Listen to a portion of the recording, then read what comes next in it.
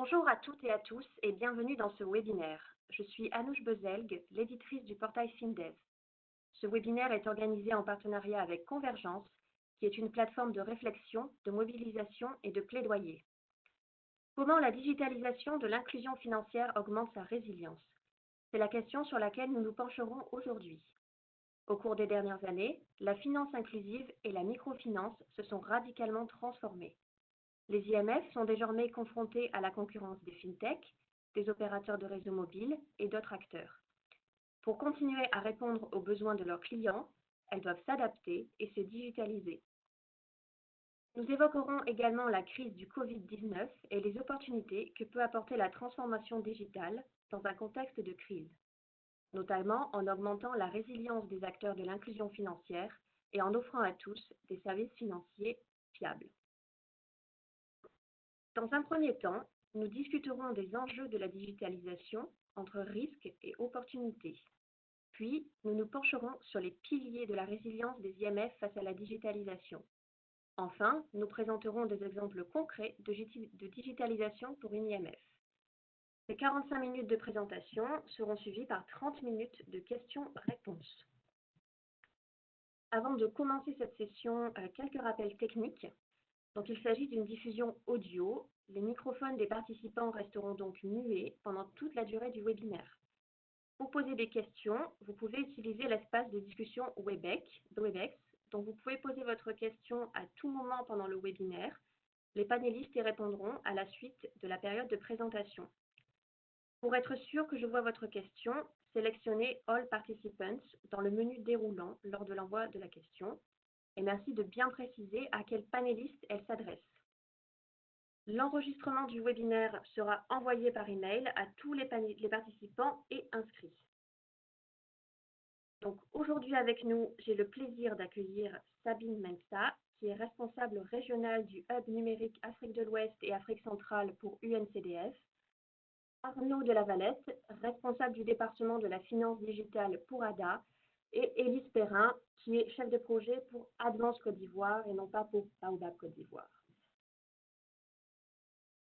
Donc, je vais laisser la parole à notre première panéliste, donc Sabine Mensah. Sabine, c'est à vous. Merci Anouk et merci donc à tous les organisateurs de l'opportunité qui m'est donnée de contribuer dans ce webinaire. Donc, pour nous, UNCDF, la microfinance demeure la cheville ouvrière de l'inclusion financière. Elle permet l'accès aux services financiers aux populations les plus exclues ou mal desservies par le système financier formel. Néanmoins, il faut reconnaître que le secteur fait face à un changement de paradigme. Une concurrence rude de nouveaux acteurs dans l'écosystème des fournisseurs de services financiers numériques, des fintechs agiles avec des modèles alternatifs d'évaluation quasi instantanée du risque crédit, d'analyse du comportement des clients pour mieux répondre à leurs besoins. Donc, la révolution digitale, elle est en marche et en une vitesse incroyable, je dirais. La question qui se pose à nous dans ce panel, comme tu l'as si bien dit à nous, c'est de comprendre comment la digitalisation de l'inclusion financière peut contribuer à la résilience des microfinances. Donc, pour ma part, je vais, si vous permettez, présenter très rapidement UNCDF pour ceux qui ne me connaissent pas, comparer les chiffres du secteur de la microfinance et celui du mobile money pour cadrer le décor, et ensuite partager avec vous entre risques et opportunités les enjeux de la digitalisation pour le secteur de la microfinance. Alors, UNCDF, pour ceux qui ne nous connaissent pas, nous sommes donc une agence des Nations Unies qui est focalisée sur le financement du développement pour les pays les moins avancés et qui a un mandat d'investissement depuis sa création en 1966. Donc, nous avons la capacité de travailler avec le secteur public et le secteur privé. Nous avons 3 domaines de pratique, notamment le développement local, la plateforme d'investissement pour les PMA et bien sûr l'inclusion financière et numérique que je représente ici aujourd'hui pour la région Afrique de l'Ouest et du Sud. Donc pour nous, l'inclusion financière a plusieurs dimensions. In fine, c'est que les cibles les plus vulnérables, que ce soit les particuliers, les entreprises, les micro, petites et moyennes entreprises, puissent accéder à utiliser des services financiers qui sont appropriés, qui répondent vraiment à leurs besoins et qui sont fournis de manière responsable dans un environnement réglementé, on va dire. Donc, plus de 50 ans d'expérience et de soutien au secteur de la microfinance. Et je dois dire que UNCDF a contribué à de nombreuses lettres de politique sectorielle de la microfinance dans de nombreux pays, particulièrement en Afrique de l'Ouest. Donc, aujourd'hui, après une décennie d'expérience dans la finance digitale et le numérique, particulièrement en Afrique, en Asie et dans le Pacifique, nous soutenons l'émergence d'économies numériques inclusives qui ne laissent personne de côté et qui contribuent aux objectifs de développement durable. La pandémie COVID-19 présente des défis sans précédent pour l'économie mondiale et avec des conséquences, je dirais, désastreuses pour le pays. Au niveau des Nations Unies, la Commission économique pour l'Afrique estime qu'entre 5 et 29 millions de personnes risquent de retomber dans l'extrême pauvreté. La finance digitale offre une opportunité pour accélérer la reprise économique et accroître la résilience des pays face justement à la crise actuelle et aux crises futures. Et pour nous, UNCDF, nous entendons contribuer à l'autonomisation de millions de personnes de sorte qu'elles puissent utiliser quotidiennement des services qui tirent parti de l'innovation et de la technologie et contribuent donc aux objectifs de développement durable. Donc, je vous invite tous à consulter notre site pour voir comment nous mettons nos expertises techniques à disposition pour des réponses COVID-19. Maintenant, parlons peu, parlons bien. Entre microfinance et mobile money, que disent les chiffres? Je dois dire que ce n'était pas évident de trouver des bases de comparabilité directe. Donc, ce que j'ai fait, et vous verrez, c'est vraiment de mettre en exergue les données les plus récentes du baromètre de la microfinance, du State of the Industry Report de GSMA et des rapports disponibles sur le site de la BCAO.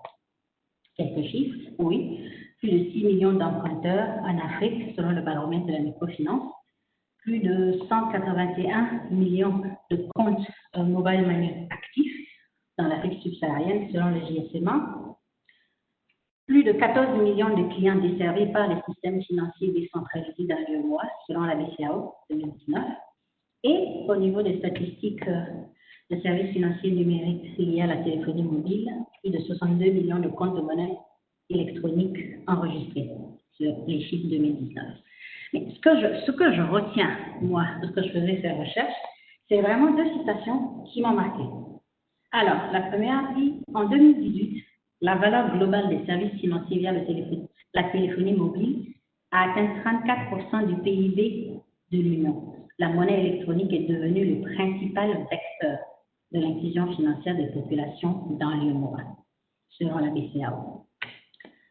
En 2019, selon le GSMA, 54% de la population adulte combinée du Bénin, du Sénégal, du Ghana et de la Côte d'Ivoire sont des utilisateurs actifs de mobile money. Voilà. Donc, transformation digitale, je dirais plutôt inéluctable. Donc, transformation qui offre des perspectives et des opportunités pour le secteur de la microfinance. En effet, McKinsey Global estime que la transformation digitale des institutions financières pourrait augmenter leur revenu net annuel de 45%. La Société financière internationale, SFI, estime que cela réduirait les coûts annuels de service à la clientèle de 80%. Donc, pour moi, la véritable question n'est pas pourquoi, mais plutôt pourquoi pas la transformation digitale des microfinances, vu que le canal digital est adapté pour améliorer l'expérience du client avec des réponses en temps réel à la convenance du client, du sur-mesure financier avec le digital, qu'il offre un réel potentiel pour l'extension du réseau de distribution, la couverture géographique, pour atteindre le client partout où il se trouve sur un instrument qui est potentiellement dans sa poche, le téléphone mobile. Donc, amener la banque dans la poche du client et permettre une mise à l'échelle, si vous me demandez, plus économique que le béton. Bien sûr, avec des opportunités d'optimisation du coût sur le moyen terme et long terme, et aussi l'opportunité d'augmenter la capacité des microfinances à gérer des revenus additionnels. Donc, une idée, oui. Excusez-moi, il y a plusieurs auditeurs qui disent qu'ils ne vous entendent pas très bien. Est-ce que vous pouvez parler plus proche du micro, s'il vous plaît? D'accord. Est-ce que là, c'est mieux? Oui, je pense que c'est mieux. Il y a un petit écho, toutefois. Là, je crois que la technologie n'est pas à ma faveur. Il y a je ne sais pas quoi faire. Je vais essayer. Est-ce que là, c'est bon? Voilà, parlez près du micro et désolé pour l'interruption. Non, non, pas de souci, Anouk. Je ferai de mon mieux pour parler près du micro. Donc, où est-ce que j'en étais? Ah, voilà, in fine, donc, pour moi, le digital offre une réponse adéquate à la question de la concurrence de plus en plus exacerbée de nouveaux acteurs du secteur financier numérique sur justement les plates-bandes de la microfinance, du secteur de la microfinance. Donc, en termes de modèle, je dirais que la microfinance a le choix. Le copier-coller n'est pas nécessairement la meilleure voie de succès, je dirais. Les voies sont multiples pour la transformation digitale et UNCDF est vraiment fier de soutenir le secteur à travers une série de boîtes à outils. Comment réussir sa transition vers le numérique, disponible sur notre site et vous aurez la présentation avec le lien. Mais bon, avant de commencer même la description des modèles, je crois qu'il faut clarifier certains thèmes anglophones qui sont entrés dans notre jargon francophone et qui peuvent porter à confusion. Par exemple, le mot agent. Agent dans le contexte des services financiers numériques veut dire une personne, une entreprise qui est engagée, qui a un contrat pour faciliter des transactions numériques pour les utilisateurs. Pas l'agent qui travaille dans l'institution financière. Donc, chaque fois que je ferai référence à l'agent au cours de cette présentation, c'est vraiment dans ce sens-là. Donc, un tiers qui a un contrat et qui facilite les transactions. En général, ce sont des transactions de dépôt et de retrait, cash in, cash out, pour les anglophones, si vous voulez. Donc, les modèles qui sont présentés là, vous avez deux modèles qui vraiment utilisent le mobile comme un outil. Et là, c'est le personnel de l'institution de microfinance qui peut utiliser des TPE, des smartphones, des portables, des tablettes pour fournir des services. Je dirais un exemple concret, par exemple, c'est le travail que nous avons fait avec les microfinances au Sénégal, des tablettes pour les agents de crédit, pour faciliter la collecte de l'épargne avec les banques villageois. Et le deuxième modèle, on le voit très souvent, c'est qu'il y a de nombreux IMF, en tout cas dans le bois, sont des agents pour les émetteurs de monnaie électronique, pour les opérateurs de mobile money, et permettent donc de faire des cash-in, cash-out, dépôt, retrait sur un porte-monnaie électronique à travers leur point de vente. Alors, les modèles 3 et 4, ce sont des modèles qui permettent d'offrir des services bancaires à travers les agents tiers. Or ici, agents dans le sens de services financiers numériques. Donc, et ce modèle-là, la microfinance peut décider de faire des partenariats et d'utiliser un réseau d'agents existant, qui peut être un réseau OPM, des méthodes de monnaie électronique, ou alors de développer son propre réseau d'agents. Alors là, ça veut dire que l'institution de microfinance prend la responsabilité du recrutement, de la formation, du suivi, de la gestion de la liquidité. Donc, tout un nouveau métier, quelque part, pour l'institution de microfinance, mais c'est un modèle aussi qui peut être très porteur pour les institutions. Les modèles 5 et 6, on va dire, ce sont les modèles où vraiment l'institution de microfinance développe des services bancaires mobiles. Là, le utilise son téléphone mobile pour pouvoir accéder à tous les services bancaires. Et là aussi, on a deux modèles qui peuvent se faire, sinon même plus souvent. La boîte à outils qu'on vous offre sur UNCDF, par exemple, du modèle où on développe ses propres services bancaires en interne et où on peut faire aussi des partenariats avec des opérateurs de téléphone mobile ou émetteurs de monnaie électronique pour du bank to wallet ou wallet to bank. Et là, ça veut dire qu'il faut vraiment faire des intégrations entre le système d'information de gestion de la microfinance et celui de l'ETN ou de la plateforme mobile banking, on va dire. Et là, je peux citer un exemple, on a travaillé avec la microfinance à l'idée au Bénin pour le bank to wallet, wallet to bank, avec l'émetteur de monnaie électronique MTN Mobile Money Bénin. Et le modèle 6, qui lui, pour moi, est parfois, on dit le tout digital. Où effectivement, là, dans le cas de l'UEMOA, je pense que l'institution de microfinance devient donc émettrice de monnaie électronique. Donc, duplicité de modèles que les institutions de microfinance peuvent choisir. Ce qui est sûr, c'est que plus on met la barre haute, plus les efforts seront importants. Mais la question la plus critique, en réalité, est de savoir pourquoi on fait cette transition digitale. Et les raisons derrière cette transition digitale doivent aider, en tout cas la microfinance, à choisir le modèle le plus pertinent pour elle, pour sa clientèle et la niche dans laquelle elle se trouve. Très souvent, lorsqu'on parle de transformation digitale, la première question qui vient dans les discussions que moi j'ai, en tout cas, c'est toujours mais les risques. Et les risques, et les risques. Bon, soyons clairs sur une chose. Les efforts d'inclusion financière ont toujours comporté des risques.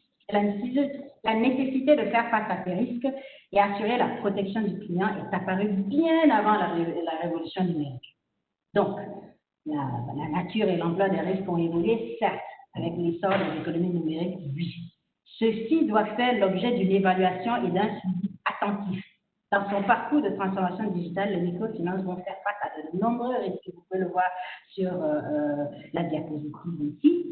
Des risques stratégiques, qu'on appelle le bon modèle, réputationnel. Est-ce que dans l'implémentation, la mise en œuvre est bien faite et qu'effectivement, on répond à ce qu'on promet aux clients? Financier, bien sûr, parce que ce sont des investissements technologiques absolument. Quelle est la bonne plateforme? Et bien sûr, si on choisit le modèle de développer son propre réseau d'agents, les risques qui sont liés à la gestion des agents et les partenariats, les risques de partenariat.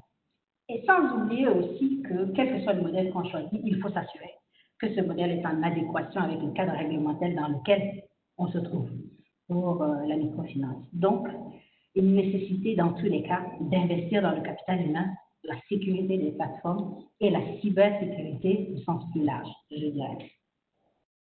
Alors, donc, risque, oui, opportunité, oui. Pour moi, la perspective vraiment, c'est pour le digital offre une opportunité unique pour la microfinance de se transformer et de transformer en même temps l'impact des clients. Donc, tirer parti des innovations numériques, avoir une offre qui transcende les barrières de l'infrastructure physique pour transformer la vie des clients les plus vulnérables et qui sont exclus des systèmes financiers formels et continuer à servir cette clientèle sans déshumaniser pourtant la relation client même avec le canal digital. Pour moi, la microfinance demeure toujours cette cheville ouvrière de l'inclusion financière et cette transition pour utiliser le digital justement pour conserver cette place et demeurer le vecteur de l'inclusion financière, cette transition passera nécessairement par des offres qui sont centrées sur le client, des services qui sont personnalisés, un investissement qui est soutenu dans les infrastructures interopérables et bien sûr trouver la balance du partenariat gagnant-gagnant pour mettre à l'échelle des services financiers innovants, adaptés aux besoins des clients et renforcer bien sûr en passant la rentabilité des IMF et plus d'investissements dans le secteur. Mais tout ça n'est possible que si ces décisions sont basées sur des données fiables et notre capacité à analyser ces données, à prédire les services qui répondront le mieux aux besoins des clients, ces clients vulnérables, ces clients qui sont exclus des systèmes financiers formels et ces clients qui ont le plus besoin de l'inclusion financière aujourd'hui. Je reste à votre disposition pour répondre à des questions pour la suite. Merci beaucoup à nous. À toi. Merci beaucoup, Sabine, pour votre présentation. Donc, pour les personnes qui ont eu des problèmes pour écouter, donc sachez que le PowerPoint et l'enregistrement vous seront envoyés par email, donc vous pourrez y avoir accès après. Mais merci beaucoup, Sabine, pour cette présentation. Je vais maintenant laisser la parole à Arnaud de la Valette qui va nous en dire plus sur les piliers de la résilience des IMF face à la digitalisation. Donc, Arnaud, c'est à vous.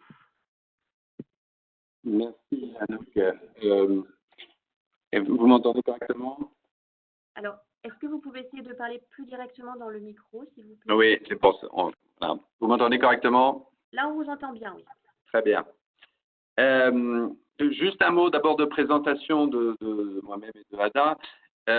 ADA est une ONG luxembourgeoise dont la mission est de supporter l'inclusion financière au travers notamment des institutions de microfinance. Et moi-même, je m'occupe d'un projet qui s'appelle la DFI et dont la finalité, d'abord le titre Digital Finance Initiative, donc dont la finalité est d'accompagner les institutions de microfinance en Afrique dans leurs projets digitaux. Alors, quand vous m'avez fait parvenir le sujet de ce webinaire, l'intitulé était légèrement différent. Et donc, ça m'a fait réagir. Alors, je me suis demandé pourquoi est-ce que vous ne l'aviez pas intitulé. Il s'intitulait comment la digitalisation de l'inclusion financière augmente la résilience des microfinances. Et je me suis demandé, mais pourquoi est-ce qu'ils n'ont pas appelé comment la digitalisation des microfinances augmente leur résilience? Et puis en fait, je me suis rappelé que j'avais vieilli et que le temps était loin où, il y a plus de 10 ans, j'ai commencé à travailler dans le secteur et la microfinance, ça signifiait les institutions de microfinance. Depuis, et Sabine l'a bien évidemment rappelé, depuis, il y a eu l'irruption franche et massive du e-money, mais aussi de systèmes de paiement et la digitalisation de services qui existaient déjà, qui étaient les services de ce qui fait qu'aujourd'hui, bon, effectivement, les soient challengés sur leur propre terrain, ce qui d'ailleurs n'est pas un mal si on prend ça si on regarde ça d'un point de vue strictement de l'inclusion financière. Ce qui est intéressant, c'est que dans le point commun entre tous ces nouveaux acteurs, c'est qu'effectivement, ils sont totalement, et même généralement c'est leur ADN, ce sont des sociétés et des services qui sont eux-mêmes totalement digitalisés. La deuxième constante, ou quasi constante pour être régulièrement sur le terrain, c'est que ces services-là sont des services que les institutions financières se voient réclamer par leurs clients, même dans les coins les plus reculés et donc, j'ai envie de dire que pour les institutions, proposer ces services-là, même si c'est en tant que représentant, n'est plus réellement une option, ça devient un sujet récurrent de préoccupation et on espère plutôt de mise en place de projets.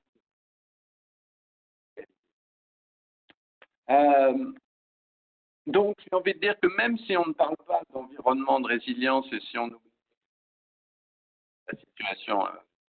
Arnaud, excusez-moi, oui. on vous perd de temps en temps. Ah, je me rapproche encore. Merci beaucoup.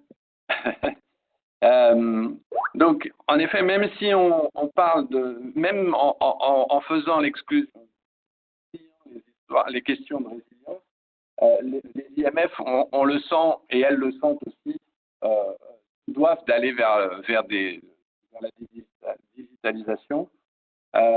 Et de ce point de vue-là, j'avais une image qui me venait en tête. C'était une publicité pour les plus âgés d'entre nous, une publicité qu'il y a quelques années, qui était faite par le fabricant de pneus Goodyear, qui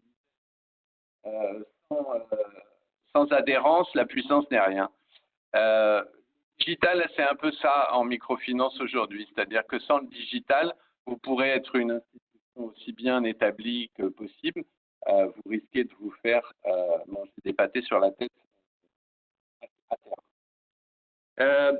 Alors maintenant, parlons effectivement du sujet qui nous concerne, de la résilience, parce que en fait, la situation actuelle avec le Covid n'est qu'un révélateur ou un accélérateur de mouvements, des mouvements de fond qui animent le secteur de la microfinance et de l'inclusion financière.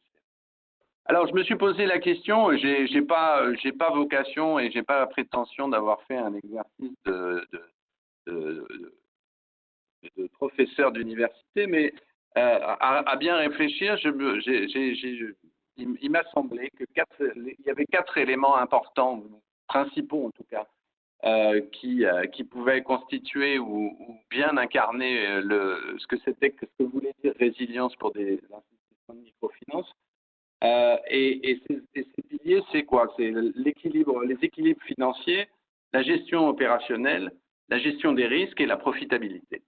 Alors, si on prend ce premier pilier, celui des équilibres financiers, la situation actuelle, évidemment, ça parle à tout le monde, en tout cas tous les gérants d'institutions bien compte aujourd'hui, avec un effet de ciseau qui consiste à avoir des retraits importants, d'épargne, soit pour des raisons de crainte pour son épargne, soit tout simplement pour manger au quotidien.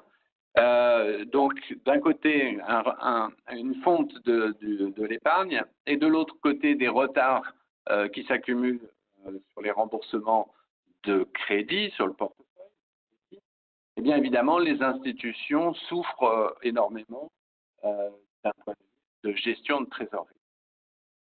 Et donc, il s'agit quand on est dans une situation comme la situation actuelle, c'est une question de vie ou de mort dans un certain nombre de cas, et qui nécessite de prendre les bonnes décisions.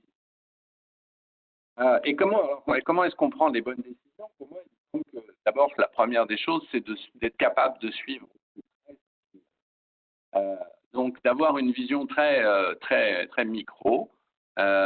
Et ça, c'est rendu possible uniquement quand on a un système d'information qui nous permet d'être de façon plus ou moins automatisée, par exemple par des SMS, en contact avec ses clients. Je sais aussi que Élise, tout à l'heure, nous parlera de projets qu'ils ont conduits, où ils interrogent en direct via une application sur l'impact pour eux du Covid. Ça, c'est pour ce qui est de la vision micro. Et puis, bien entendu, il me paraît aussi essentiel d'avoir une vision d'ensemble pour savoir où est-ce qu'on se trouve et pouvoir extrapoler les tendances, pour voir les scénarios et l'évolution d'une situation à un moment donné pour prendre les bonnes décisions. Ça, c'est pour ce qui est de la résilience en termes d'équilibre financier. Et tout ça ne me paraît possible qu'à partir du moment où on a un système d'information qui vous permette d'avoir une information fiable. Sabine l'a mentionné. Et j'ai envie de dire aussi et surtout peut-être une information récente, voire en temps réel. Le deuxième pilier auquel on fait référence quand on parle de résilience, c'est celle de la gestion opérationnelle. Et là, l'image qui m'est venue, vous m'excuserez mes images parfois un peu exotiques, mais l'image qui m'est venue, c'est celle d'un général sur un champ de bataille qui devrait prendre des décisions, mais ne recevrait de ses courriers une information sur l'évolution de la bataille qu'une fois que les mouvements sont terminés. Dans ces conditions-là, évidemment, le général a assez peu de chances de gagner. Et quand on parle d'institutions et de gestion de portefeuille, on parle de la même chose. Si un directeur général n'est pas capable ou n'a pas à sa disposition exactement une information exacte et en temps réel de ce qui se passe au niveau de ses branches, aucune chance qu'il puisse envoyer le bon input et exiger les bonnes mesures. Ce qui est vrai pour le directeur général l'est aussi pour le directeur de région avec ses agences et l'est aussi pour le directeur d'agence avec ses agents. Donc, on se retrouve dans une situation où personne ne sait réellement où on en est et finalement, la peur aidant, chacun se retrouve dans une situation où on est paralysé par la peur, on ne réagit pas. Quand il y a danger, il y a nécessité de réagir. Et donc, cette réactivité, elle passe par la circulation. Là encore, comme l'a dit Sabine, baser ses décisions sur des données fiables, j'ai envie de dire et j'ai envie de rajouter, et quand on est dans l'urgence, sur des données fiables et récentes, voire à jour. Pour encore une fois insister sur la nécessité d'avoir des systèmes d'information qui permettent que tout se passe dans de bonnes conditions. Le troisième pilier, c'est celui de la gestion des risques. Alors, il serait un petit peu long et fastidieux de passer en revue les risques dont on parle. Sabine en a mentionné une liste qui était bien plus longue que ce que j'aurais souhaité moi-même, sur laquelle je vais m'étendre. Mais en effet, on a une question de risque qui est omniprésente. Et alors, pour le coup, autant l'impact de la digitalisation financier et de gestion opérationnelle est très clair et pour moi passe par une réponse elle-même assez claire qui est celle d'avoir un système de gestion. Quand on parle de gestion de risque, la réponse est beaucoup plus compliquée dans la mesure où la digitalisation, ça n'est pas la gestion des risques, mais c'est la modification des risques pour adresser des risques, mais en créer de nouveaux. Et en créer de nouveaux sur des domaines qui sont la cybersécurité, qui sont des domaines qui sont totalement étrangers, et c'est normal, aux institutions de microfinance. Et donc, ça pose un vrai problème, mais ce n'est pas parce que vous avez un problème que vous devez le nier, ou bien c'est l'occasion de mettre sur la table et de voir comment il peut être adressé. Mais on sent bien, enfin, notre activité, c'est la Digital Finance, nous fait toucher du doigt le caractère tout à fait désarmé des institutions de microfinance face à ces questions-là, où le dernier qui a parlé a raison et se faire une opinion honnête et exacte de la situation est assez compliqué. Enfin, le dernier élément qui paraît, c'est celui de la profitabilité. Là aussi, on parle de choses complexes. On a dit que offrir des services de transfert, de paiement paraissait des services qui allaient devoir, qui seraient des nécessités pour les institutions. Il y a deux manières de proposer ces services. La manière que beaucoup d'IMF ont choisi pour l'instant, c'est de faire ces opérations en front office avec leurs clients et ensuite de tout réconcilier dans leur système manuellement. Quand on parle de profitabilité, ce qu'on vient de décrire ne correspond pas exactement à des modèles profitables.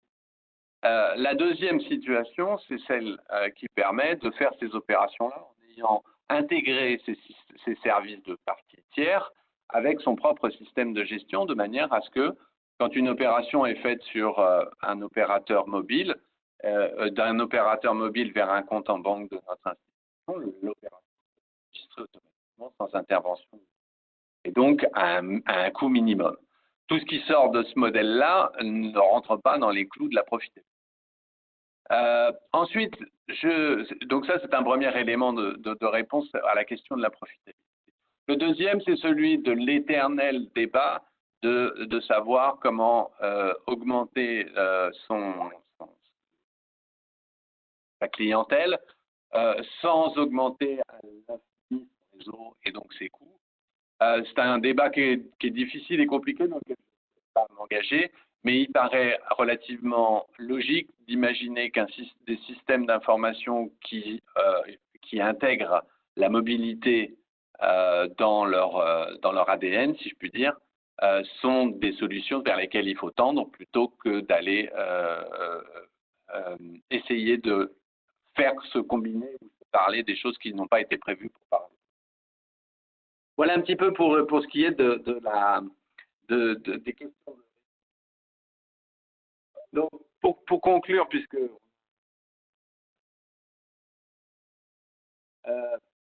je souhaitais simplement dire que la digitalisation de l'inclusion financière, très clairement, augmentera la résilience des institutions et que l'élément clé dans cette équation-là, c'est celui du système d'information et que c'est le postulat que nous avons fait chez ADA, et c'est aussi pour cela que la DFI s'attache très souvent à encourager un certain nombre de nos partenaires institutions à envisager ou engager une migration ou un changement de système de gestion ou une évolution de leur système de gestion pour aller vers des systèmes plus centralisés et temps réel. Voilà. C'est tout pour ma part et je vous rends la parole, Anouk. Merci. Merci beaucoup Arnaud de la Valette. Si vous avez des questions, vous pouvez les poser dans le chat en précisant bien all participants et puis en mentionnant à quel panéliste vous souhaitez vous adresser. Donc, nous allons maintenant passer à la présentation de Advance Côte d'Ivoire. Élise Perrin, c'est à vous, on vous écoute. Merci Anouche et bonjour à tous. Merci pour cette opportunité de présenter la digitalisation avec la stratégie d'Advance Côte d'Ivoire. Donc, je suis Élise Perrin et je suis en charge pour Advance Côte d'Ivoire du programme d'inclusion financière numérique agricole que l'on met en place avec les producteurs. Avant d'aller plus loin, je voudrais juste présenter rapidement le groupe Advance pour ceux qui ne connaîtraient pas. Advance Group est une institution de microfinance présente dans 9 pays, 6 en Afrique et 3 en Asie, avec aujourd'hui plus de 1 million de clients. Elle fournit des produits et des services financiers aux populations urbaines et rurales qui n'ont pas accès au système bancaire classique. Alors, quelle est la stratégie digitale d'Advance Côte d'Ivoire? Si on peut aller sur le slide suivant, merci. Elle fait assez écho à ce que Sabine a présenté et c'est assez intéressant, donc avec 2 objectifs clés, d'étendre la portée de nos produits et de nos services à un nombre toujours plus important de personnes dans le pays et également d'améliorer l'expérience client. Donc sur l'expérience client, ce qu'on souhaite, c'est avoir une expérience client sur mesure, accessible à tout moment, pour reprendre ce que Sabine a cité, et puis également être capable d'étendre une expérience client dans des zones toujours plus importantes. On a sur ce volet-là une approche que l'on nomme High Touch and High Tech. Alors, cette approche nous permet d'améliorer l'expérience client en liant une proximité avec nos clients, peu importe l'endroit où on se trouve, et également avoir la bonne technologie associée pour que l'expérience client soit la meilleure. Voilà, j'irai un petit peu plus loin sur le slide suivant. On souhaite également améliorer, si on peut revenir sur le slide suivant, s'il vous plaît, précédent, pardon, merci. On souhaite également améliorer dans notre stratégie la digitalisation de nos processus internes via une meilleure expérience de notre staff. C'est un point qui est important. Tout cela est supporté par un modèle orienté données, un modèle qui nous permettra d'avoir une meilleure performance analytique des processus de décision, par exemple lorsqu'on va accorder un crédit à un client plus rapide, et puis une meilleure organisation. Pour nous, cela passe aussi par une infrastructure solide et avec un risque qui a été cité à la fois par Arnaud et par Sabine, qui est autour de la sécurité, qui doit être mesurée. Et bien sûr, tout ça avec une organisation assez agile. On peut se tourner maintenant vers l'expérience client et en allant sur le slide suivant et avec là l'expérience de la stratégie omnicanal d'Advance Côte d'Ivoire. Donc notre approche principale et notre méthode pour aller sur cette approche omnicanal, c'est vraiment de comprendre les besoins des clients, peu importe où ils se trouvent, et de répondre vraiment aux besoins de nos clients en Côte d'Ivoire. Et c'est également de créer des partenariats, quand cela est possible, pour offrir un service toujours plus attractif pour nos clients. Donc, notre stratégie de lier l'approche tech et l'approche touch à un prix qui est low cost pour nos clients, c'est d'abord d'obtenir la confiance de nos clients. On se dit que la technologie ne suffit pas et vous allez le voir dans les canaux que je vais présenter après, on a vraiment toujours ces 2 dimensions pour avoir la confiance du client. L'approche tech, c'est principalement pour permettre un accès simple, partout, rapide et disponible sur une temporalité assez importante.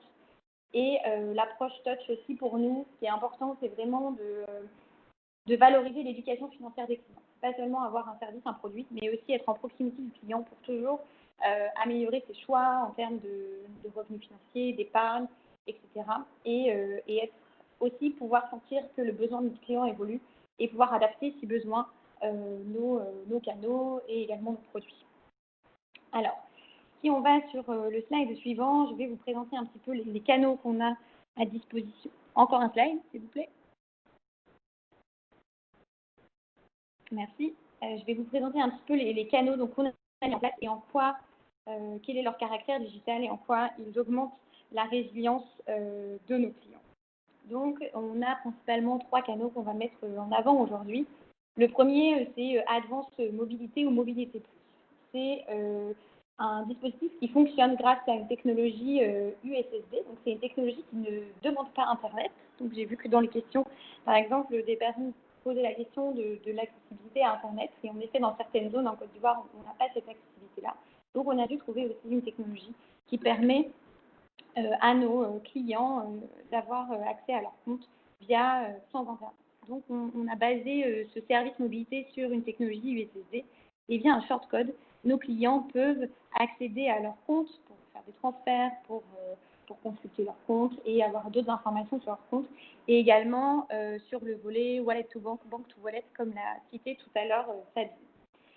En quoi ça augmente la résilience de nos clients? Ça leur permet plus d'autonomie et ça leur permet surtout d'accéder à leur argent via tous les comptes, tous les points mobile money de nos partenaires MTN, parce que sur ce volet-là, on a mis en place un partenariat avec MTN qui nous permet de faire le cash-in ou cash-out, d'abord sur le wallet, donc le portefeuille électronique MTN, avant d'envoyer l'argent vers le compte Advance. Ça, c'est un premier exemple de partenariat. On a également développé le service qui se nomme Advance Proxy, via un autre partenaire qui est InTouch, qui permet à tous nos clients de faire des dépôts, des retraits, notamment dans les stations Total en Côte d'Ivoire, via une application qui est disponible auprès des caissiers des stations Total. Donc là, on va un peu plus loin vers un réseau d'agents qui a été mentionné également dans les autres modèles de Sabine tout à l'heure, avec l'appui d'un agent. Donc on perd un petit peu en autonomie, mais on a un partenaire qui présente une solution robuste et un réseau également de points importants, ce qui permet d'offrir à la fois un autre choix à nos clients et puis de continuer d'essayer de proposer un service toujours meilleur à nos clients. Ces deux services-là, donc Mobilité Plus est disponible partout.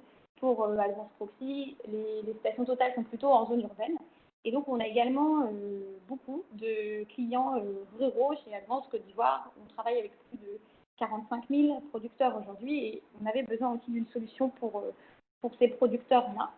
Ils utilisent déjà Mobilité et Mobilité Plus, mais ils avaient besoin également de plus d'éducation financière et ils se trouvent également physiquement dans des zones très éloignées, parfois des points MTN ou des stations Total.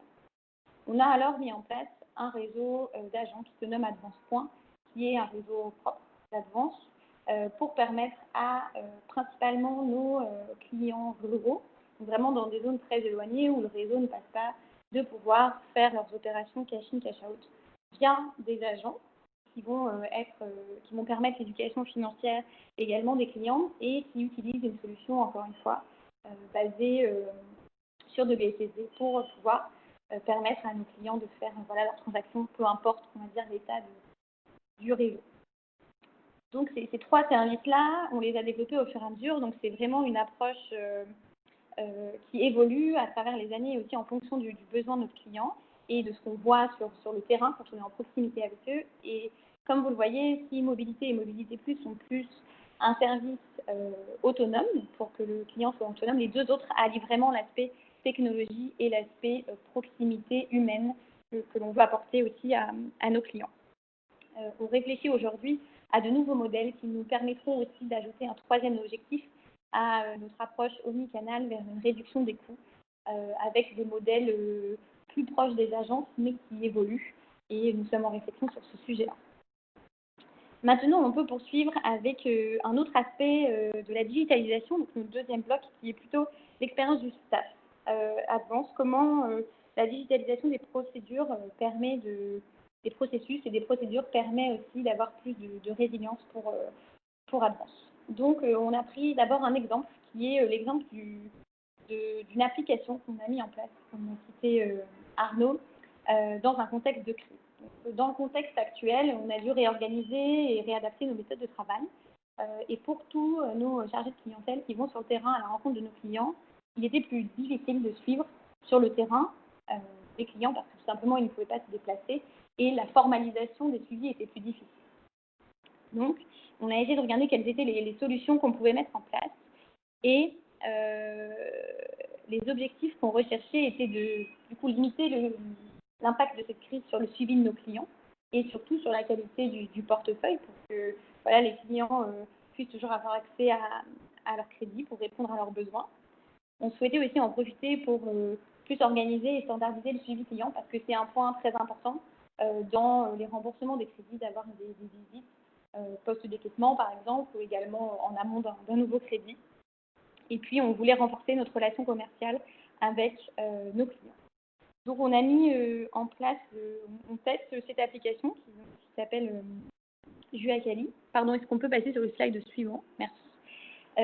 Cette application permet un meilleur suivi donc c'est une solution digitale, une application digitale, pardon, qui permet un meilleur suivi du portefeuille client et une meilleure gestion des informations qui sont collectées lors des entretiens avec les clients parce qu'on peut répondre via cette application à des formulaires qui sont adaptés aux questions que l'on doit poser à nos clients.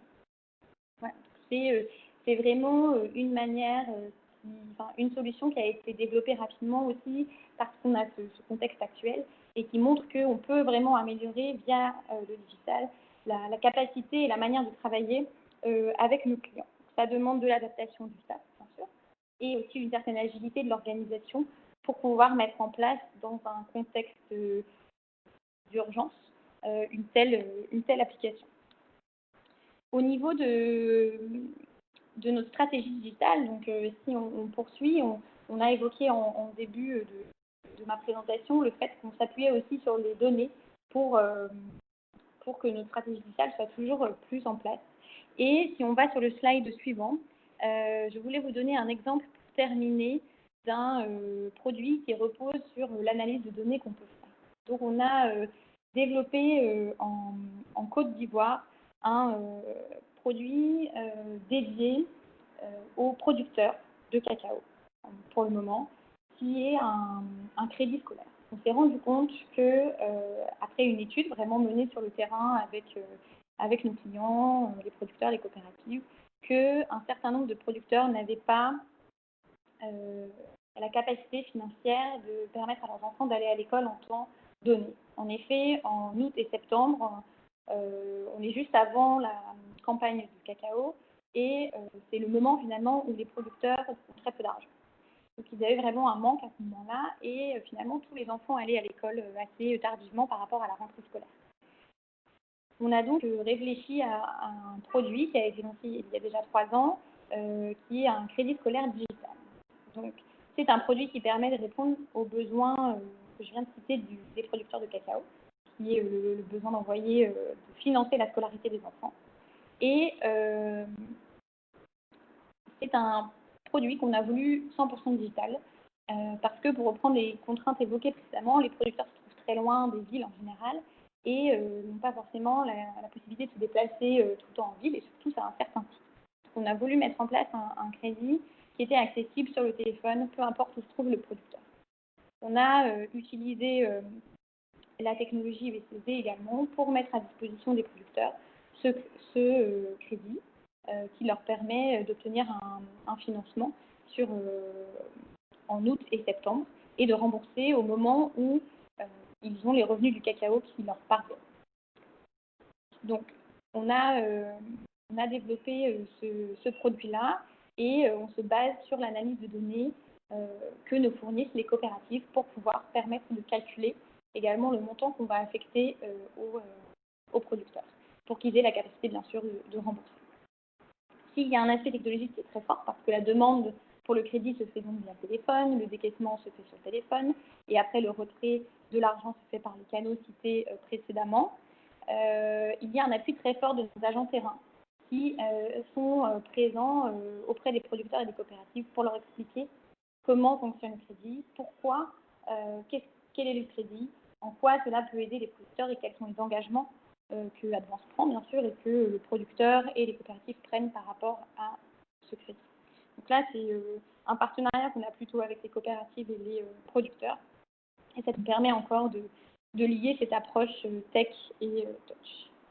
En conclusion, pour finir un petit peu et pour résumer notre approche digitale via les différents exemples concrets qui ont été donnés, on veut poursuivre notre recherche d'équilibre entre la partie touch et proximité, éducation financière de nos clients et la technologie.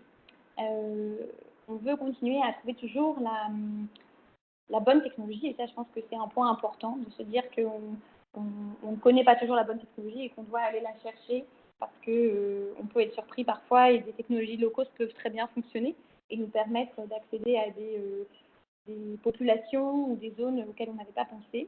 Et également, la recherche de bons partenaires est un point clé sur la mise en place de produits digitaux ou de canaux digitaux. Et enfin, un dernier point qui est très important, je pense, dans cette digitalisation, c'est également le fait d'être très proche des besoins des clients et de toujours s'adapter à l'évolution aussi des besoins de nos clients. Je vous remercie et je reste disponible pour les questions. Merci beaucoup, Élise Perrin, pour cette présentation. Nous allons maintenant passer à la session de questions-réponses. Donc, pour poser vos questions, vous pouvez le faire directement dans le chat. Il y a beaucoup de questions déjà. Merci pour votre participation et pour votre intérêt pour ce webinaire. Donc, j'aurai une première question pour Sabine Mensa. Donc, Sabine Mensa, sur la protection des consommateurs, comment les protéger des arnaques et comment rassurer et inciter les clients à utiliser la monnaie électronique. Donc, merci de bien parler dans votre micro pour qu'on vous entende bien. Merci beaucoup Anouk pour la question. J'espère que vous m'entendez bien. Je suis vraiment désolée et toutes mes excuses à tous les participants pendant la présentation. J'espère que là c'est bon. Tu peux me confirmer Anouk? Oui, c'est bon, il n'y a pas trop d'écho là, ça va. C'est parfait. À la protection des clients, nous avons tous un rôle à y jouer. Je pense premièrement pour moi, c'est vraiment d'investir dans tout ce qui est éducation du client, sensibilisation du client pour que le client lui-même connaisse ses droits. Et bien sûr, ça veut dire que le fournisseur de services a effectivement communiqué ces droits-là et demander le consentement du client avant qu'il commence à utiliser les services. Je crois que ce qui n'est pas assez fait, c'est justement de passer plus de temps sur l'éducation du client pour qu'il comprenne ses droits et qu'il comprenne aussi ses recours lorsqu'il y a un problème et qu'il y a un mécanisme efficient au niveau des institutions de microfinance, des fournisseurs de services financiers numériques, la banque, pour justement résoudre les problèmes le plus tôt possible et faire un suivi au niveau du client. Donc, beaucoup d'investissements sur l'éducation financière. Je ramènerai ça à la stratégie régionale de UNCDF qui, elle, s'axe justement sur un aspect très important, l'autonomisation du client à travers justement tout ce qui est renforcement de leurs capacités, sensibilisation, accès à l'information et lorsque je regarde aussi tout l'écosystème dans lequel on joue, les régulateurs, les associations professionnelles, les gouvernements, nous pouvons tous jouer ce rôle-là en s'assurant qu'il y ait des campagnes de communication, de prévention et d'information des clients pour justement leur permettre de comprendre leurs droits et d'être plus aguerris vis-à-vis des instances de fraude qui arrivent le plus souvent. Donc, j'espère que ça répond à la question. Sachant que nous, UNCDF, le rôle que nous jouons, c'est bien sûr d'intervenir avec tout ce qui est éducation financière, éducation numérique et aussi mettre à disposition nos ressources techniques au niveau des États et au niveau des partenaires. Merci beaucoup, Sabine. J'ai maintenant une question pour Arnaud de la Valette. Arnaud, comment maintenir l'équilibre financier lorsque 40% des clients emprunteurs en zone rurale sont touchés par une crise telle que le Covid-19 qui nécessite l'arrêt des activités économiques? Oui, j'ai vu cette question, Anouk. Il est bien entendu que dans une situation aussi parfois dramatique que celle que vivent certains clients de la microfinance avec le Covid, ni le digital, ni rien, ni personne n'apporteront de solution magique. Mon propos était plutôt de dire Ce que je remarque dans la question, c'est surtout que celui qui la pose me dit « j'ai 40% de mes clients qui sont impactés ». Donc, ça veut dire qu'il est au courant que 40% de sa clientèle est impactée sévèrement ou en tout cas est impactée par le confinement. Et c'est ça qui est important. C'est-à-dire que, enfin, c'est ça qui est important. Il faut pas, l'institution, nul n'est tenu à l'impossible. Ce qu'on peut attendre d'une institution bien gérée, c'est qu'elle prenne les mesures qui répondent justement à cette situation en sachant, en ayant les informations nécessaires ou les informations les plus utiles, le niveau d'information le plus détaillé possible, de manière à savoir quel va être l'impact au niveau de l'institution. Et malheureusement, c'est à ça que c'est mon propos. Ce n'est pas de solution magique pour solution dramatique. Merci beaucoup Arnaud. J'ai maintenant une question pour Élise. Élise, comment faites-vous pour que les frais avec le mobile money soient moins chers et attractifs pour vos clients? Merci pour cette question. Alors, la clé qui a permis de réduire les frais de mobile money et de transaction aussi, par exemple, entre le portefeuille électronique et le compte Advance, c'est vraiment de trouver un bon partenaire. Ça a été pour nous la clé et c'est avec MTN qu'on a mis en place ce partenariat-là et on a pu travailler vraiment avec eux sur une approche adaptée à nos clients. C'était à la fois la volonté du partenaire de travailler avec nous et de vraiment arriver à adapter ces coûts pour que les clients finaux puissent utiliser. Donc c'est un point clé, encore une fois, d'avoir un bon partenaire. Et plus généralement, sur la question du coût et par exemple, des canaux qu'on met en place, le fait d'aller aussi sur des technologies plus low cost peut permettre déjà des démarrages qui sont assez concluants, sans avoir un investissement trop important pas d'appui, par exemple, au démarrage. Advance a la chance d'avoir aussi certains appuis pour lancer des projets et ensuite permettre d'avoir, avec un certain volume aussi, on a cité tout à l'heure 45 000 producteurs en zone rurale qui sont aujourd'hui nos clients, donc ça permet aussi d'avoir un volume qui est conséquent et qui nous permet d'atteindre une rentabilité sur les canaux à un horizon qui est soutenable par l'institution. Merci beaucoup, Élise Perrin. J'ai maintenant une question pour Sabine Mensa. Sabine, selon vous, quel serait le modèle le plus adapté pour les IMF, en particulier pour les petites structures situées dans les zones reculées et qui n'ont pas les moyens financiers et matériels nécessaires? Alors, il n'y a pas vraiment de réponse à cette question. Et c'est le message que j'essayais justement de faire passer avec les différents modèles. L'institution elle-même doit se demander quels sont ses objectifs, quels sont stratégiques, aussi bien à moyen terme qu'à long terme. Sa clientèle, quel est le besoin au niveau de la clientèle, mieux comprendre et pouvoir prédire justement les services dont la clientèle aura besoin.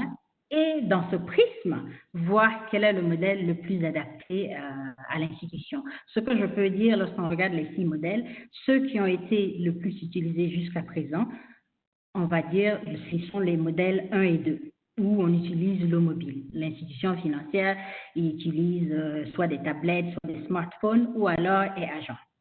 Bien sûr, lorsqu'on va vers des modèles un peu plus complexes, celui de agency banking ou celui de mobile banking en étant émetteur de monnaie électronique, c'est plus compliqué.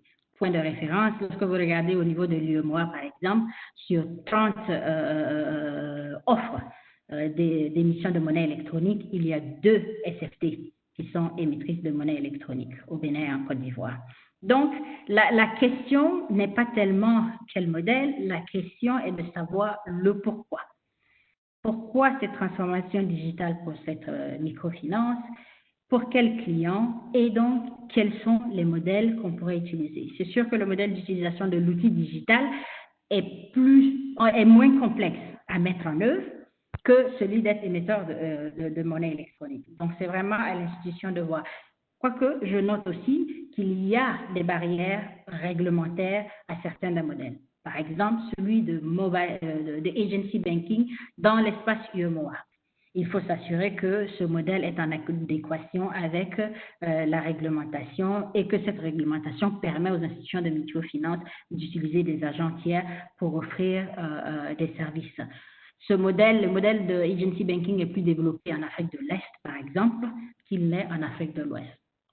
Quid de la réglementation à voir et son évolution potentielle pour permettre justement ce genre de modèle et faciliter une concurrence on va dire, moins égale, si on peut dire ça, oui. Voilà, pour permettre justement aux institutions de microfinance de pouvoir aussi utiliser le mobile banking comme un instrument, l'agency banking, pardon, pour pouvoir accélérer l'inclusion financière des populations les plus vulnérables. Mais la question demeure. Et le fait d'être une petite institution ou dans des zones reculées n'est pas un facteur bloquant parce que nous, par exemple, au niveau de la RDC, nous avons actuellement un appel à candidature qui est ouvert justement pour voir dans quelle mesure nous pouvons soutenir des institutions qui sont dans ces zones reculées et qui n'ont pas l'infrastructure et voir comment nous pouvons les accompagner dans le processus.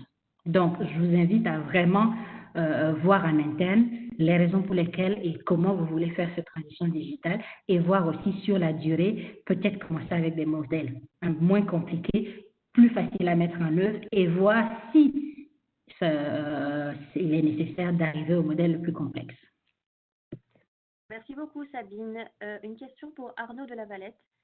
Quel modèle de production de crédit une IMF peut utiliser à travers la digitalisation pour optimiser son activité?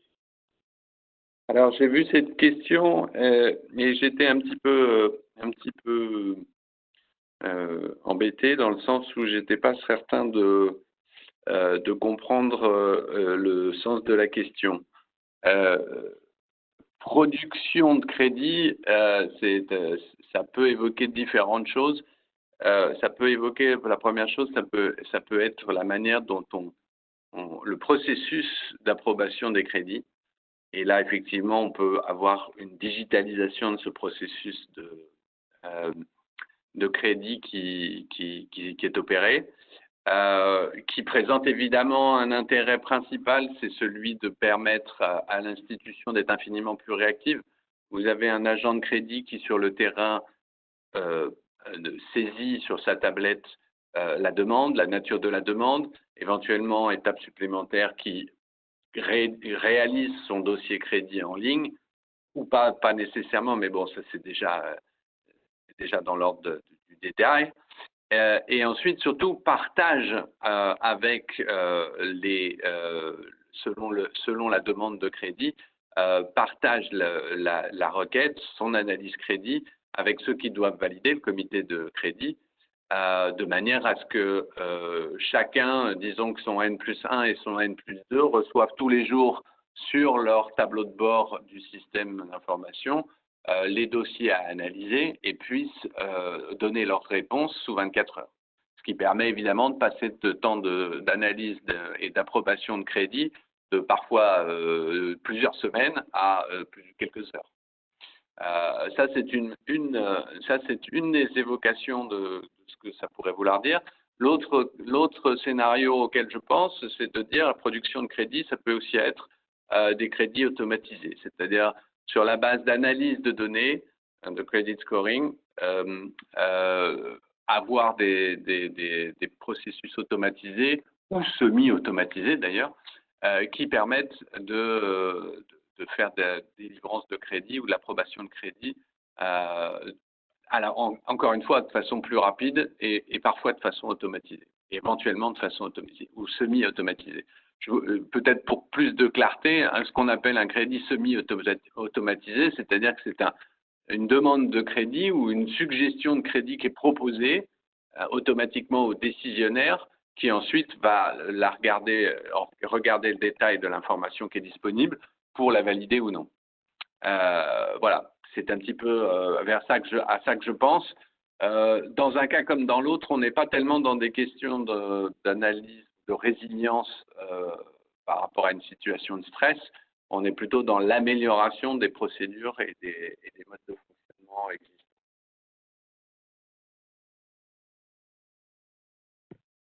Merci beaucoup Arnaud. J'ai une question pour Élise. Quelle est la procédure d'instruction du dossier de crédit? Se fait-elle automatiquement par le système ou requiert-elle une intervention humaine? Quelle est la durée de mise en place du crédit et le montant accordé? Merci pour cette question. Alors, pour la procédure du crédit, elle requiert une intervention humaine pour injecter certaines données dans le système. Et ce sont ces données-là qui vont permettre de calculer le montant qui sera proposé au producteur. Et par rapport à ce montant-là, comme vient de le dire Arnaud, le producteur aura le choix de prendre le montant qui lui est proposé ou, par exemple, d'épargner plus pour avoir un montant plus important ou alors de prendre un montant inférieur parce qu'il souhaite finalement prendre moins. Voilà. On a une intervention humaine. On n'est pas en capacité aujourd'hui d'avoir directement de la collecte directe de certaines données qui vont aller alimenter notre système, mais c'est certainement une évolution qui peut être possible. Sur la question de la durée et des montants, donc on a vraiment calibré le crédit sur les besoins qu'avaient exprimés les producteurs. Donc, comme je l'ai dit, la durée, on va décaisser ce crédit uniquement en août et septembre parce que l'objet du crédit est la scolarité des enfants. Voilà, c'est vraiment une visée sociale aussi qu'on a voulu promouvoir par ce crédit pour que les enfants des producteurs aillent vraiment à l'école. Et vous savez à quel point c'est un sujet important.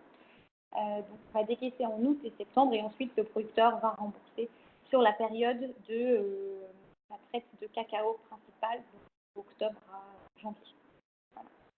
En termes de montant, on va être en CFA, en francs CFA, entre 200 000 et 275 000 francs CFA, en fonction des cycles et de l'historique aussi des crédits de l'historique de crédit des clients. Voilà. Ça, c'est quelque chose qui a évolué au fur et à mesure des années avec les retours des clients. Merci beaucoup, Élise. Donc, on va faire un dernier tour de questions pour nos panélistes, donc avec une question pour Sabine Mensa. Sabine, pour impulser l'inclusion financière, il faut intégrer les zones urbaines dans le modèle. Or, nous savons qu'elles ne sont pas mieux connectées aux mobiles ou encore le taux de couverture des telcos est très faible. En tout cas, c'est le cas de mon pays, la RDC. Comment faire fonctionner un tel modèle dans les environnements comme le nôtre? Et pourtant, ce sont ces environnements-là qui ont le plus besoin de cette technologie pour justement permettre d'offrir des services financiers et d'aller au dernier kilomètre, si l'on veut. Au niveau de UNCDF, notre stratégie d'économie numérique inclusive inclut plusieurs chantiers. Il y en a un que j'ai déjà mentionné, celui de l'autonomisation des clients. Il y en a un autre que je lis au niveau global qui est justement l'infrastructure numérique et surtout le fait que nous militons pour l'accès universel à cette infrastructure. Il y a du travail à faire, c'est certain. Et c'est un travail qui nous unit tous, je dirais, parce que autant les gouvernements, autant les régulateurs, que ce soit financiers et particulièrement télécom, autant les fournisseurs de services ont un rôle à jouer et bien sûr les partenaires de développement et les investisseurs. Donc, je dirais que pour nous, UNCDF, c'est vraiment de faire ce plaidoyer-là et de travailler directement avec les gouvernements, les régulateurs et les partenaires techniques et financiers pour voir dans quelle mesure nous pouvons inciter plus d'investissements sur tout ce qui est connectivité et surtout en utilisant en fait des systèmes qui sont basés sur le mobile parce que ce mobile est déjà un instrument qui est dans la poche du client. Je veux insister sur une chose que Élise a mentionnée d'ailleurs, c'est que pour ce qui est du mobile money, ce n'est pas nécessairement l'Internet. Donc, les offres actuellement les plus populaires et les plus utilisées en Afrique de l'Ouest et du Centre sont des modèles qui sont basés sur la technologie USSD. Donc, qui n'a rien à voir avec l'Internet. Si vous avez la connectivité GSM, vous pouvez avoir accès à un porte-monnaie mobile et vous pouvez faire des transactions en utilisant la technologie USSD qui, dans certains pays, a été libéralisée aux acteurs non télécoms, comme c'est le cas au Sénégal. Là aussi, c'est un endroit où, au niveau de UNCDF, nous avons un chantier sur tout ce qui est la réglementation et des réglementations et l'environnement réglementaire favorable justement aux innovations numériques, où nous faisons le plaidoyer et travaillons avec les régulateurs pour voir dans quelle mesure ces systèmes-là peuvent être les plus ouverts et permettre à toute institution de pouvoir utiliser ces canaux pour pouvoir toucher les clients.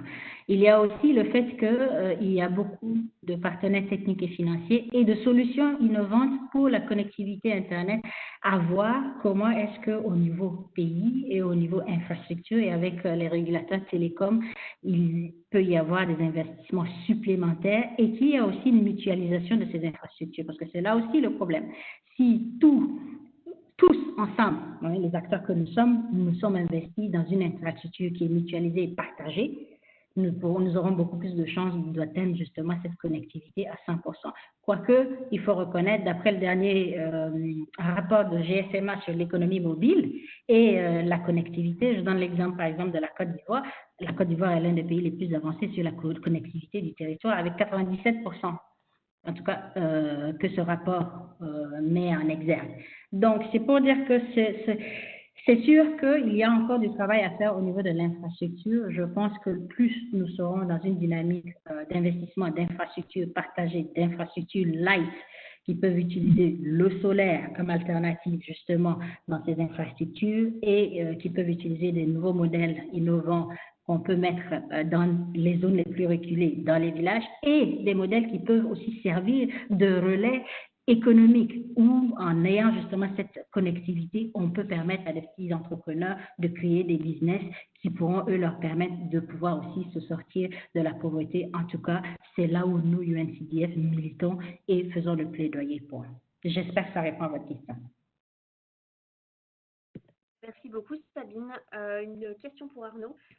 Est-ce que la mission sociale portée par certaines IMF, la proximité qu'elles ont avec leurs bénéficiaires, qui sont servis par peu d'autres acteurs, n'est pas une source de résilience dans ce contexte de digitalisation et de nouveaux concurrents? Tout à fait. Bien entendu, c'est peut-être même la première source de résilience. Mais ceci étant dit, ça n'enlève rien toujours à la même chose, à cette nécessité d'avoir à disposition une information fiable et dans un délai le plus rapide possible. Le temps qui nous était imparti, évidemment, ne permet pas de couvrir l'ensemble des éléments qui contribuent à la résilience. On a essayé de faire court et simplement sous l'aspect digital, mais bien entendu, on a mentionné la mission sociale et la proximité client. On pourrait certainement mentionner d'autres facteurs qui jouent en faveur de la résilience des institutions. Merci Arnaud. Et une dernière question pour Élise. Élise, par rapport au crédit cacao, comment se fait le remboursement pour ceux qui sont en zone rurale et quel est votre NPL sur ce segment particulier? Alors, pour le remboursement, donc il y a plusieurs manières de rembourser. Soit la coopérative va pouvoir prélever l'argent sur les livraisons de cacao du producteur, et alors c'est la coopérative qui va transférer l'argent sur le compte du producteur. Ça, c'est une première possibilité. Elle peut aller se rendre en agence ou utiliser le canal mobilité pour faire un transfert de compte à compte. Le producteur a aussi la possibilité, bien sûr, de rembourser lui-même parce que le crédit est individuel au producteur et il peut pour cela utiliser l'un des canaux proposés pour aller faire un dépôt et alors les échéances sont prélevées directement sur le compte du producteur. Voilà. Donc on a, je ne sais pas si c'est 100% digital, en tout cas ça passe par les canaux et si le producteur bien sûr a déjà de l'argent sur son compte, alors le prélèvement est automatique et le producteur n'a pas à faire de dépôt complémentaire. Donc il y a vraiment une approche globale. Si on a mis en place, on a pu mettre en place aussi ce crédit, c'est parce qu'il y a la proposition de canaux autour qui permet aux clients de proprement pouvoir accéder à ce crédit, de pouvoir facilement le rembourser et puis ainsi de pouvoir le reprendre les autres années. sur la question du taux, donc si j'ai bien compris, c'est le taux de remboursement. C'était bien ça, Sally, Anouche? Oui, le MPL. Donc on a sur la dernière année, donc sur la campagne, on va dire 2019, on a financé plus de 2300 producteurs et on a un taux de remboursement supérieur à 98%. Donc voilà, ça fonctionne parce qu'aussi il y a vraiment l'appui terrain des agents et l'éducation financière autour qui est pour nous important et qui est possible avec une proximité et une connaissance des agents terrain, de notre staff terrain avec les clients.